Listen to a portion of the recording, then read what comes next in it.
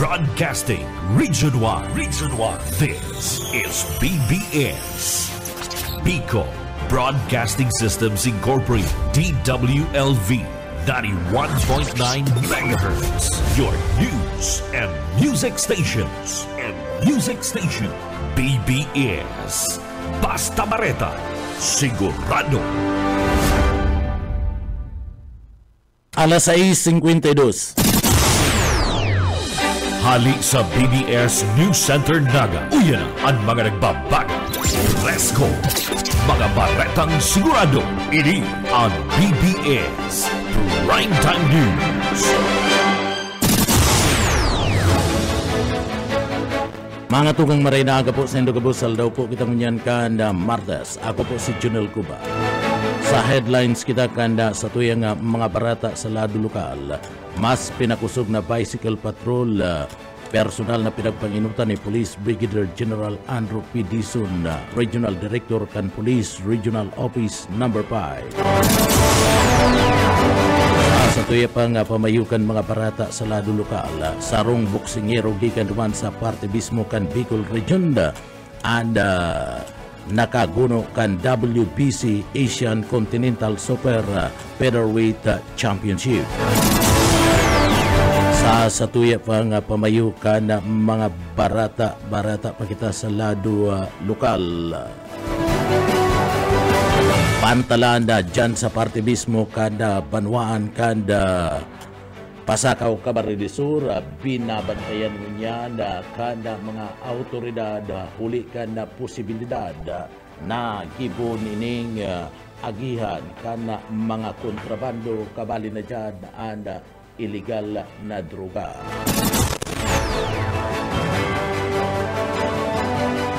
Sasatuya pa nga mga barata sa lado lokal. Kagadan kan MNWD na maglangkaw nin singil sa tubig. Posibleng day mangyari ngunya na taon.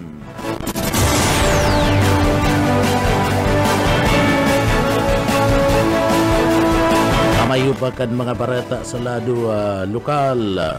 Mayo ni naitaong anuman na bagong mga ikipahiya asin man resources sa naga sa pagkakaigwa kana groundbreaking ceremony kana station number 2. Kamayo pa kan mga barata sa lado lokal. Enforcement kanda grupo kanda DTI para manda sa pag-monitor kanda mga produkto regular na pinagagigibo. Yan ang mga headlines kan mga barata, ang mga detalyes at yan pagkatapos po nin pagirundong.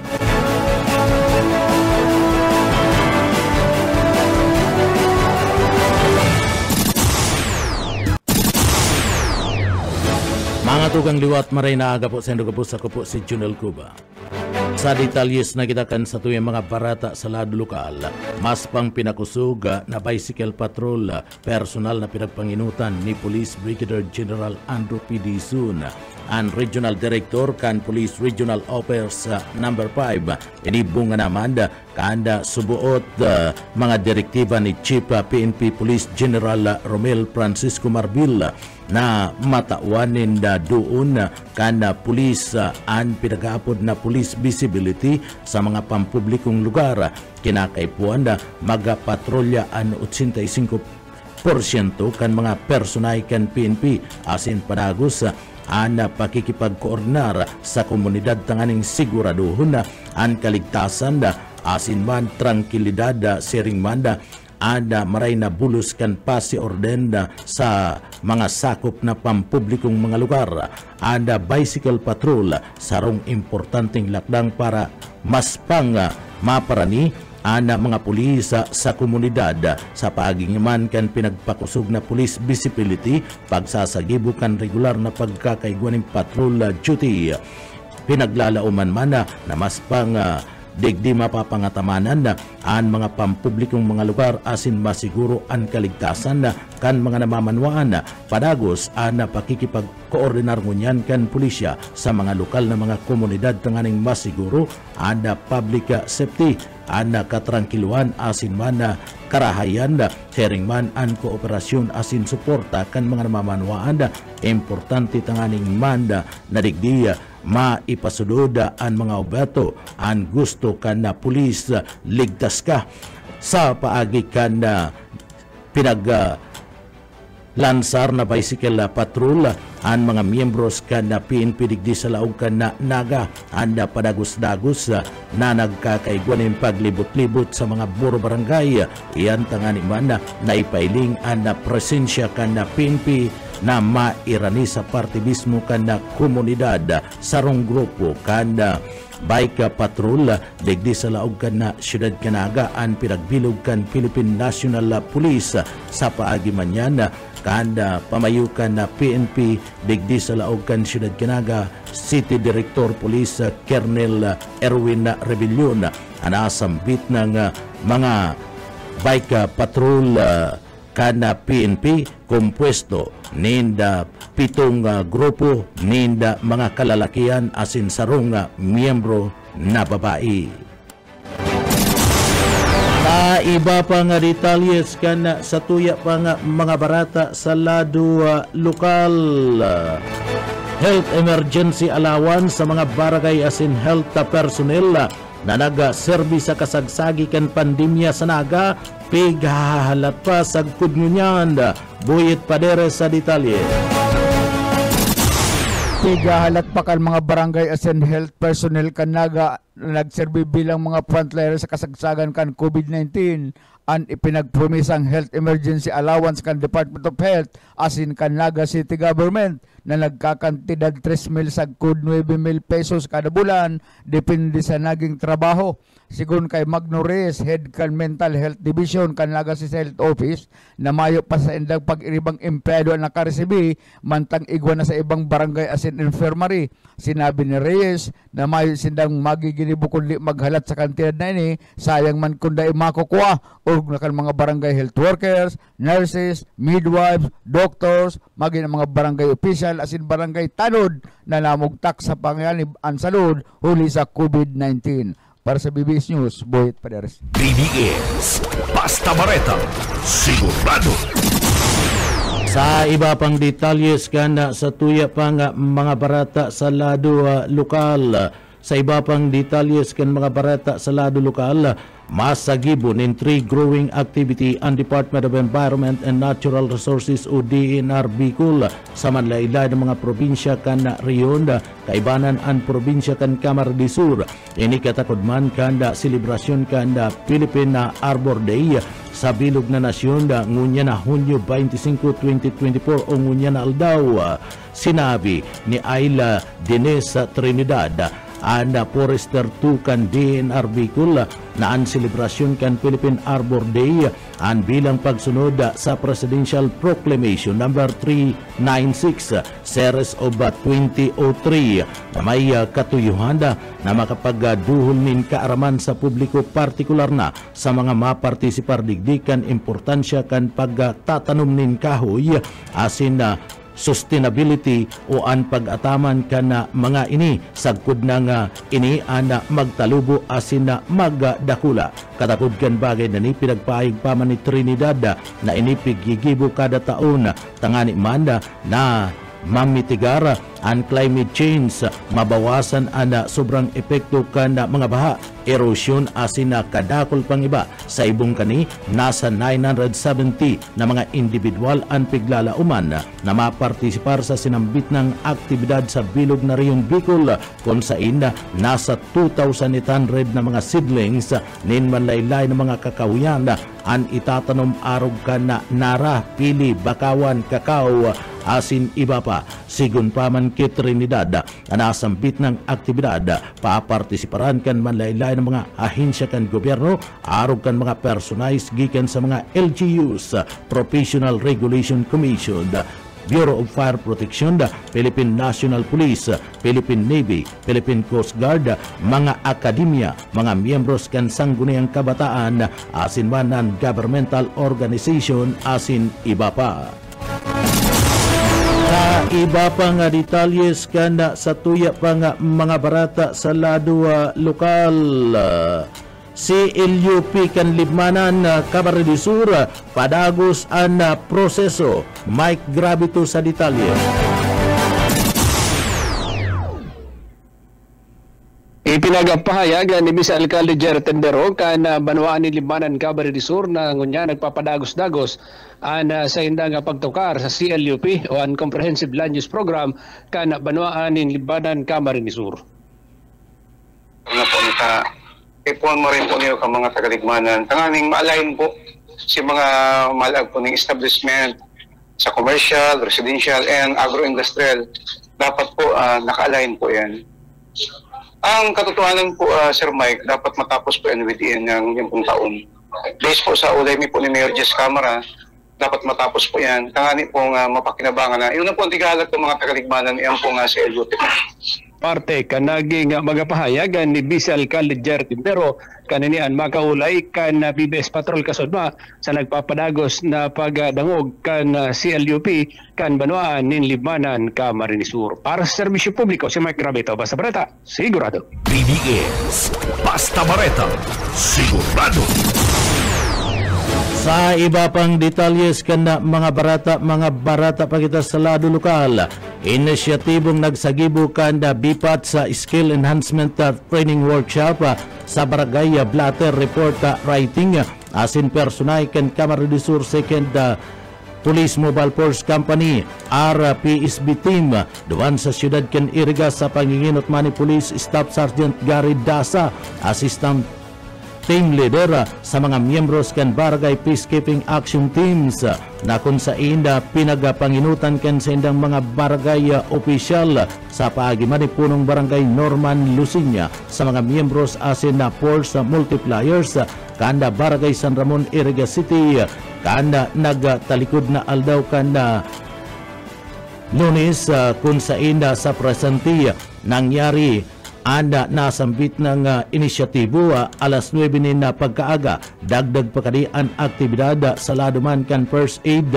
Basic Life Support BLS training na kung sa inda organisa kana Iriga City Bureau of Fire Protection sa irarum kana pangangataman ni Police Chief Inspector Jun Jin Nubila sa mga miyembros kan Barangay Health Workers asin barangay official nagtaumanin da pagkakaiguanin training sa wastong paggamit kan kagamitan kan first aid na kung sa inda matauanin tamang panginot na serbisyo tabang sa mga individual na nangangaipo.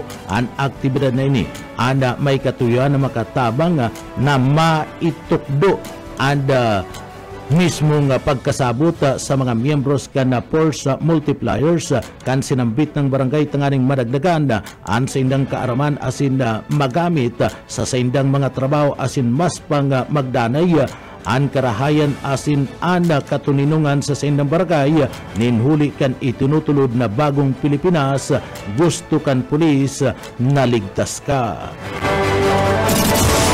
Iba pang detalyes kana sa tuya pang mga barata sa lado lokal. Regional Employment Summit consultation para sa pagpapakusog kan labor market ginibo kan Bulbicol. Darrell Banya sa detalye. Pinatindiran ang Regional Employment Summit consultation kan mga stakeholders gikan sa pampubliko asin pribadong sektor, siring man mga representante kan key employment generating sectors. Ang sinabit na aktibidad may koneksyon sa pagpautob kan trabaho para sa bayan plan kan DOLE na maot maibaba sa mga lokal na gobyerno ang mga ginigibong estratehiya kan gobyerno dapit man sa trabaho para sa mas dakol na job opportunity sa mga Bicolano. Sigon kay DOLE Bicol Regional Director Emilda Romanillos, maot kan aktibidad ang pagkaigwanin positibong paghiro kan labor market digdi sa riyon. Kabali digdi ang paglangkaw kan employment rate, pag-aram sa mga prioridad na estratehiya para sa 10 taon na plano, asin tamang paggiya sa mga obrero. tinawan doon man ni NEDA Regional Director Edna Berses ang pagtulod kan inklusibong labor market tangarig na suportaran ang Philippine Development Plan as in ang Regional Development Plan 2023-2028. Kabali digdi ang mga programa na mapakaray sa promosyon kan trabaho, pag-access as in ang pagbilog nin mga dekalidad na trabaho. Ang ginibong Regional Summit Consultation ini preparasyon para sa 2024 National Employment Summit nagigibuhon sa aga Hunyo 26 hasta petsa 27 asin ang pagpautob kan Philippine Labor and Employment Plan 2023-2028. Dagdag na bareta sa lado lokal, Daryl Banyas, Basta Bareta, sigurado. PBS Basta Bareta, sigurado. Sa iba pang detalyes kan mga barata sa lado lokal, tulos-tulos nagpaabot nin tabang ang Department of Social Welfare and Development DSWD sa Kabikulan sa mga pamilya na apektado kanangyaring ibang insidente ni na kasulo sa Banwaan ken Milaor, Camarines Sur asin manduman sa Aroroy sa probinsya kan Masbate. Tinupok nin kalayo ang sarunga residensya sa Zona 2 sa kan Barangay San Roque, Milaor, Camarines Sur kan nagtalikod na aldaw kan na Webes kan nakalis na simana nin pagkabanggiya asin sa presente iya na nag-iistarngunyan ang mga biktima sa Barangay Chapel kan duwang apektadong mga pamilya. Anda duwang pamilya ang apektado kana nangyaring kasulo sa barangay kan na Mataba sa Aroroy, Masbate. Nagtaunin family food packs, sleeping kits, hygiene kits, family kits, asin na laminated sacks ada DSWD sa Kabikulan tanganing digdi matawanin doon ang pangangaipo kan mga apektadong mga pamilya. Sering banda nag-abot man nin na relief asin na cash assistance ang mga lokal na gobyerno kan sinambit na mga banwaan and kabilugan na 28,099 kantidad kan pinag-aapod na relief assistance and idinuhol kan ahensya sa mga apektadong pamilya. Apura kayan pinaglalauman mana na makakaresibi pa nin 10,000 pesos na tabang pinansyal sa irarom kan Assistance to Individual and Crisis Situation EICS program kan DSWD. Sa iba pa niya itong detalyes kanda mga barata pakitangunyan sa lado lokal. Sa iba pang detalyes kan mga barata sa lado lokal, Isla Season na dikit-dikit nang nalilinig sigun kay City Director Erwin Rebellion Kandaga o kaisminda sa detalye. Orgulyong ipinagbareta, pinagreporta ni City Director kan Naga City PNP Erwin Rebellion na dikit-dikit ng nalilinig ang Isla Season. Maging ang mga residente subot yan nagpahayag na dahil na ninda nahihiling ang regular na mga nagdidiriya na makuman mga tagad yan kundi nakikipagtransaksyon lang sa illegal na droga poon kan magkabugtak nin outpost asin nagkwardya sa nasampitan ng lugar. Ang isla, yung exit sa ka-entry, nalagyan po natin ng outpost. Ano po yung output? Ano po yung outcome? Marami pong nagsasabi na mismo tagaloob na yung mga dating pumupunta, yung mga dating kilala nila na nagtatransaksyon ng droga dahil na po nila nahihilig. The problem is, naghali na sa Sagrada Familia.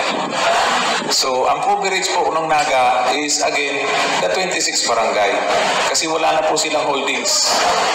Wala na po silang holdings sa loob ng Sagrada Familia. Why? Because nag-maintain po tayo ng 24 hours PNP personnel inside Sagrada Familia. So, wala silang chance. And another thing, kasi apparently, ginagamit daw po yung mga bata as courier. Kunyan po, implemented po ang curfew sa loob ng Sagrada Familia. Lahat. Pati yan kanaking pahayag ni City Director Erwin Rebellion sa mga pahayag ini sa pakikipagatupang sa mga taga-Bitya. Dagdag na bareta sa lado lokal, Oscar Esmenda, Basta Bareta, sigurado. PBS Basta Bareta, sigurado. Sa iba pang detalyes kan mga barata sa lado lokal, mga bagong city youth official kan na Siyudad Kinaga formal naman na nagsumpa sa sindang mga pwesto. Formal nang nagsumpa ang panibagong kompwesto kan mga city youth official para man sa taon 2024. Gibukas sudma na Hunyo 24 sa City Hall ang pagsumpa kan mga leader kan mga jóvenes sa senda mga pwesto. Kasudma ada pagpuninda kan na pagserbis sa kada departamento kan lokal na gobyerno kan siyudad Canaga ang mga minasudod na mga city youth official NCYO asin an sa indang pagsisirbihan na mga mayor na mga opisina sa laog kan siyudad Naga. Ang City Youth Mayor iyo si Bernal Bridget Kyle Federico, City Youth Vice Mayor Comida Alaysa, City Youth Councilor First Councilor Ardinaso Kerwin Drew Parkun, counterpart ni Consiala Albiusa na sinasabing ini ana saro naman sa nagbalingbing asid yauna sa grupo ngunyanda ni Nelson Ligacion asin manda ni dating Vice Presidente Lini Robredo, Second Councilor de la Trinidad Vanessa Vildad, counterpart ni Lito del Rosario, Third Councilor de Leona Laika Jean, counterpart ni Consial Uyeng Rosales, Fourth Councilor Makabuhay Alaysa Ilarno, counterpart ni Kagawad Buenapia, Councilor Galika o Galicia Mapia Teresa, Fifth Councilor asina siyaman ang counterpart ni Consial Gaila Abunal Gumis, Sixth Councilor Marpiga Mikaela Kayla Martinez, counterpart ni Oni Castillo, Limbujana Rosel Torres, counterpart man ni Ranyula, Montas Romeo Perez, counterpart ni Perez,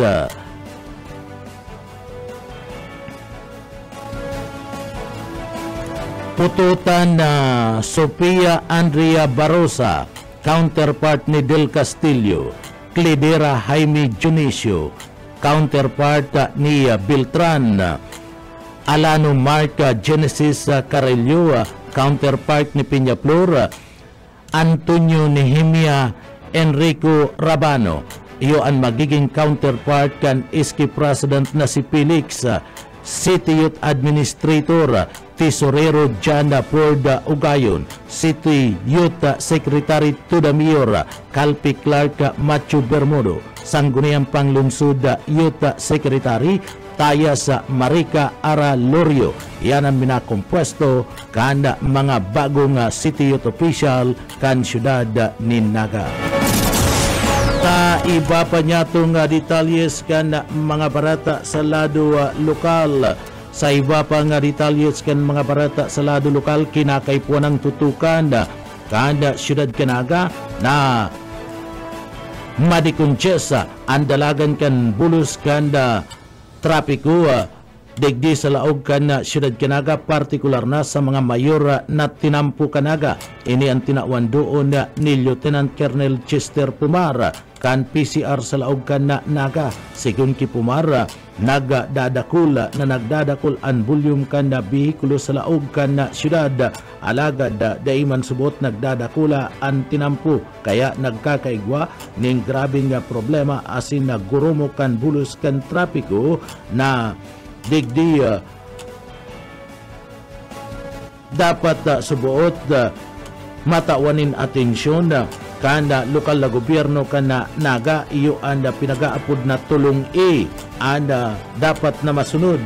Ini iyo ang pinagaapod na traffic education, traffic enforcement, asin traffic engineering. Pag-abot subot sa traffic engineering, puon pa kay tusag kudgunyan dahil nagbabago ang dalagan kan tinampo sa Naga, kaya ang problema kan bulos kan trapiko daiman na re-resolveran. Uyan parte kan mga pahayag ni Lieutenant Colonel Chester Pumar kan PCR Naga. Padami yung mga sasakyan, motorist natin, pero yung kalsada hindi lumalaki. Dapat yan ay isang konkreto at malakihang pag-aaral kung paano yan ma-decongest. So, tinitendin din natin yung kasi sa traffic enforcement po baga sir, sa traffic na usapin po baga sir, mayroong tatlong letter E, yung traffic education, traffic enforcement, and traffic engineering. So, isa sa nakita ko dyan, yung sa engineering part, medyo talaga yung kalsada natin ay yung sukat ay hindi nagbabago mula pa noon. Pero yung sasakyan, halos 5 beses nang nadoble. No? Ang isa sa, siguro yung paghihigpitan natin, pagdating sa enforcement kasi sa amin yon. So, pag-uusapan namin ngayon para mas madisiplina yung, lalong-lalo yung mga jeepney drivers na napapansin natin na pag pinara sila, natigil na lang, hindi man lang gumigilid. Isa naman sa, nila, wala namang magilidan. So, isa yan sa mga pag-aaralan, binabalansi po natin. Parte yan kay mga pahayag ni Police Lieutenant Colonel Chester Pumar, kanda PCR sa Laog Canaga. Anda pantalan sa Banuan kan Pasakaw Camarines Sur, saro sa piga babantayan ngunyan kan Philippine National Police o PNP, Philippine Coast Guard asin man PDEA, oli man kan posibilidad na gamiton ining agihan kan na mga persona na may darakan na illegal na droga o mga kontrabando arog kan illegal drugs, alagad sa pagtatarbangan kan nasambit na nga hinsya kan gobyerno, asin man kan komunidad, mas lalo subot na papahiguton ang pagbabantay sa parte kan Port Kanda Pasakaw Camarines Sur na tanganing day makalusot an anuman na mga klase nin illegal na kontrabando. Oya si Police Major Alan Lupis, Chief of Police kan Pasakaw Camarines Sur. Pumarap itong sitwasyon. Presumably, nag-assume kita na talagang na may mga nag-aado kaya nag-i-deploy dahil nga po tayo kataling port. Pwedeng umagit sila na medyo nakakahiling ang mga illegalista ng medyo dainggayo higpit na pagmamagisin na. Talagang posibilidad na naging jump off point or pwedeng lusutan ng mga illegalista tanganin. Pero sa katrabahan po nga ng mga insya, PNP, PDEA, pwedeng sa mga mabot na alaw o kaya kulang, baka mas mapaigot ang sistema kang security support na dahil makalusot na illegal na drugs. Partiyan kan mga payag kan Chief of Police kan Pasakaw Camarines Sur, Police Major Alan Lupis. Sa iba pa nga detalyes kan mga barata sa lado lokal, marhay asin lisinti ng hilingon ngunyan ang opisina kan Police Station No. 2 sa Laog kan Siyudad Canaga, matapos na ini inauguraran kan nagtalikod na aldaw kan Biyernes ang bagong haman na edipisyo kani dyan sa may lugar kan Almeida Highway kung saan ang naging bisita iyo si Police Brigadier General Andrew Dizon, ang Regional Director kan PNP sa Kabikulan.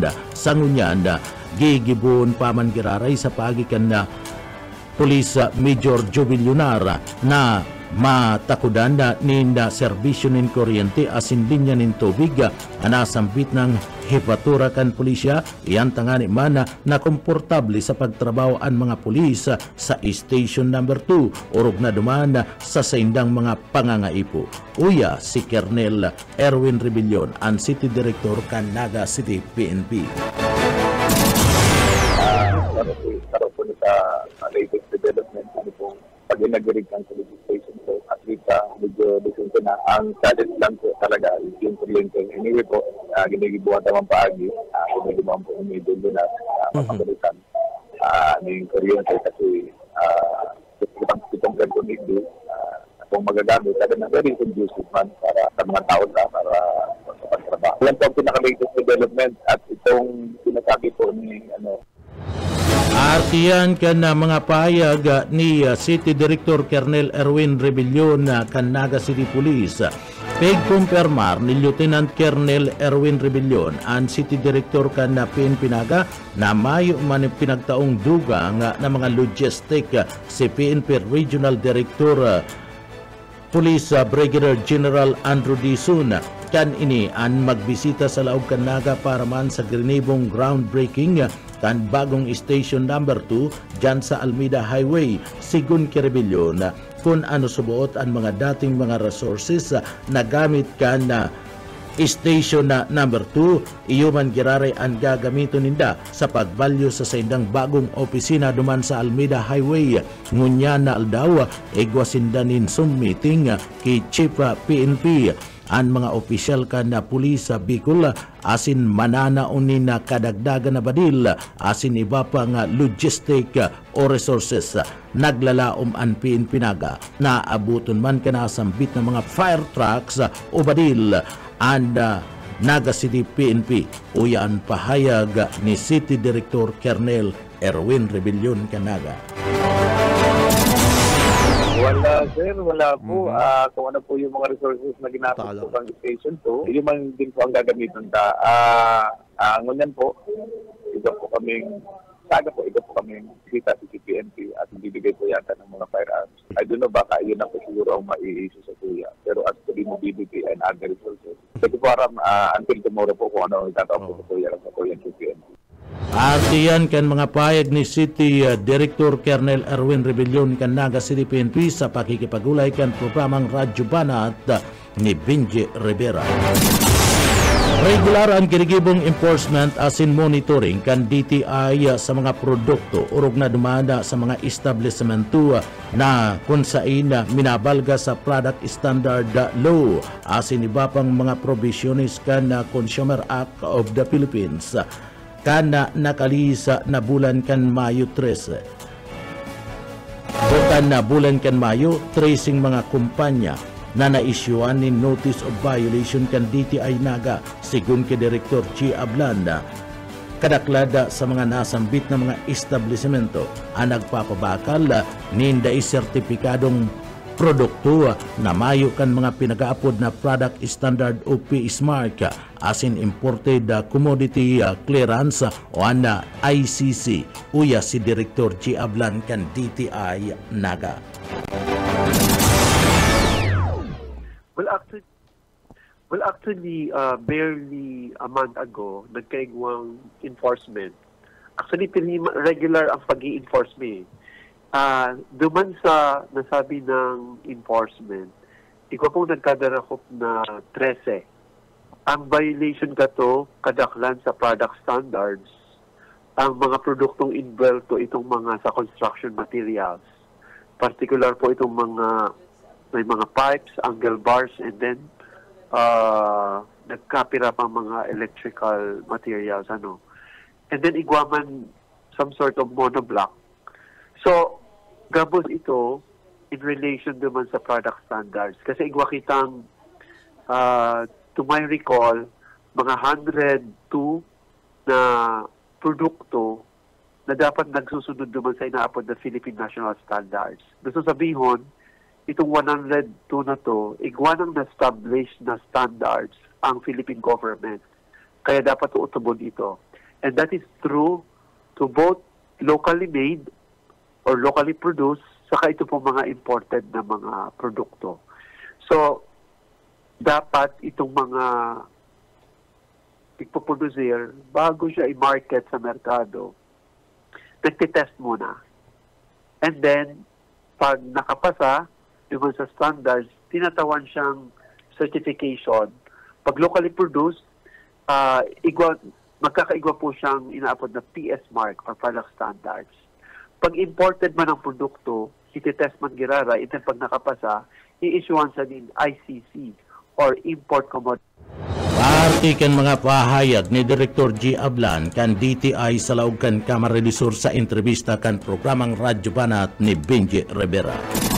Ang produkto na igwanin PS mark asin ICC mark ini ang nangangahulugan na pasado sa quality standard product asin pwede nang ipabakal sa laog mismo kan merkado orog na itong mga construction materials, appliances asin mga electrical materials araw kan Christmas light mantang paparani naman ang Bermants uya si Director J. Ablan kan DTI Kamsur. So pag igwa po katong PS mark or ICC mark, yun po ang mga quality marking. Gusto sabihin, nakapasa naman sa Philippine National Standards and talagang pwede ining ipabakal sa merkado. So sa gabos na mga naghihinan yung po ng mga consumers, Yun lang po ito ang sinusunod dapat. Or ito ang dapat na guide ta when it comes to buying, lalo na po ining mga construction materials, ining mga appliances, even itong mga electrical materials. O araw gani, ano na ba ganyan na, June, mga pirang bulan na naman, mabarakal na naman kita katong mga Christmas lights. So, that includes Christmas lights. Kasi part po siya katong mga electrical products. So, kaya igwa po yan ng mga quality markings like ICC and PS Mark. Si Director J. Ablan kan DTI Naga and Camara de Sur. Sa entrevista kan programang Radyo Banat ni Benji Rivera. Mga tugang yan ang katiripunan kan mga barata lokal sa pangarang kan na sa tuyang na kaibanan sa pagpaabot nin mga barata. Yaon dyan sa Engineering Department kaibanan ta dyan si Sir Stephen Pabis asinman si Chief Engineer Ariel Camarote. Ako po si Junel Cuba, mabalos po kan sa ito pong pagkatabay. Salamat po, mapasatuya pulugod an biyaya asin bendisyon kan mala Diyos. Basta barata sigurado.